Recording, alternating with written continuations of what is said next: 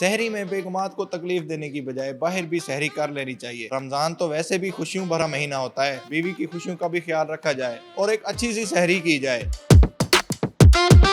हमारा मुल्तान के साथ मैं हूं मुजम्मिल सदीकी और मेरा काम है आपको मुल्तान के मशहूर सहरी नाश्ता पॉइंट्स का रास्ता दिखाना। मुल्तान में कई कदीमी नाश्ता पॉइंट्स हैं, उनमें से एक है पाकीज़ा रिवाड़ी नाश्ता पॉइंट्स, क्योंकि इसको बनाने वाले मोहम्मद रियाज बहुत ही खास हैं। हमारे पास होता है चने, निहारी, लस्सी वाला पराठा होता है, आलू वाला पराठा होता है, अंडा पराठा होता है, रोगनी नान होते हैं। रश देख के कहावत याद आ गई, दिखता है तो बिकता है। भाई की निहारी बहुत ही बेहतरीन है, आपसे यही है कि आए माशाल्लाह, बेहतरीन काम। सहरी की है, मज़ा आ गया।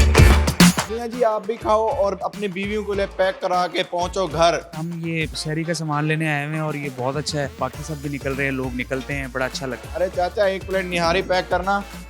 बल्कि रुको, मेरी तो अभी शादी नहीं हुई।